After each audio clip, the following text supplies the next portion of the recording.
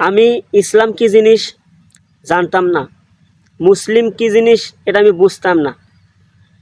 শাইখ জসিমউদ্দিন রহমানের লেকচার শুনে আমি জানতে পেরেছি ইসলাম কি জিনিস, মুসলিম কাকে বলে, আমরা কিভাবে আল্লাহ তাআলার আনুগত্য করব, কোরআন সুন্নাহকে আগরে ধরব এবং বাতিল ইলাহকে বর্জন করব। এই সব কিছু আমি শাইখ জসিমউদ্দিন রহমানের কাছ থেকে আমি জানতে পেরেছি। আসসালামু আলাইকুম ওয়া রাহমাতুল্লাহি ওয়া বারাকাতুহু। সকল প্রশংসা আল্লাহ সুবহানাহু ওয়া তাআলার। প্রিয় বন্ধুরা, আপনারা জানেন শাইখ জসিমউদ্দিন রহমানী তিনি অসুস্থ, তার পায়ের সমস্যা। আপনারা দোয়া করুন আল্লাহ তাআলা যেন তাকে যেন অতি শীঘ্রই সুস্থতা নিয়ামত দান করেন, আমিন।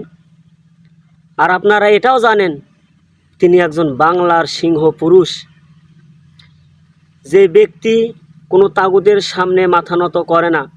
যারা আল্লাহর রাস্তায় জীবনটা দিয়েই দিয়েছে তাদেরকে বা কিসে ভয় দেখাবে? জেল খাটতে প্রস্তুত, ক্রস ফায়ার দিলে তাতেও কোনো সমস্যা নেই। তাদেরকে যদি ক্রস ফায়ার দেয় তারা সরাসরি জান্নাতে চলে যাবে, এই আশা তাদের। আর তারা কোনো বাতিলের সামনে মাথা নত করে না।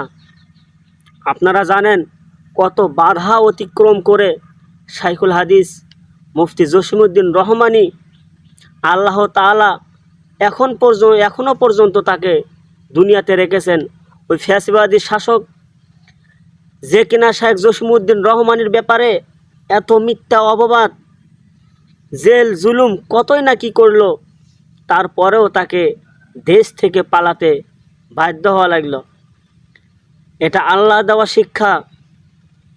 আপনারা শাইখ জসিমউদ্দিন রহমানের জন্য দোয়া করবেন, আল্লাহ তাআলা যেন তাকে সুস্থতা নিয়ামত দান করুন, আমিন। এবং তার কণ্ঠ আমরা যেন শুনতে পারি, তিনি যে সমস্ত মাসাইলগুলো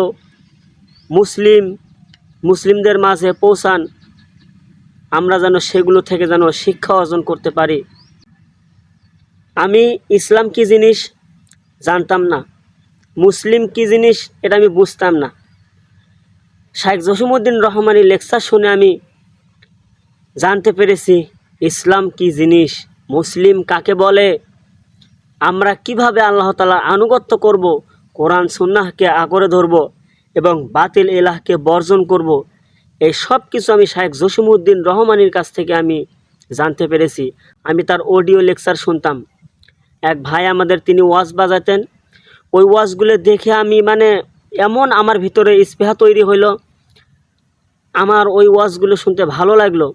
তখন আমি কি করলাম, ওই লোকের কাছ থেকে, তখন আমার বাটন ফোন ছিল আমার কাছে, তখন আমি অনেক আরও ছোটো, আমি সেই বাটন ফোন থেকে ওয়াজগুলো ব্লুটুথের মাধ্যমে পার করে নিয়ে আমি ওয়াজগুলো শুনতাম।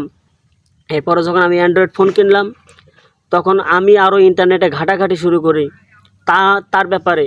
তিনি এমন একজন ব্যক্তি, আল্লাহ তাআলা এত এলেমের জ্ঞান দিয়েছেন তাকে, আল্লাহ তুমি তার এলেম আরও বৃদ্ধি করে দাও, আমিন। আপনারা তার জন্য দোয়া করবেন।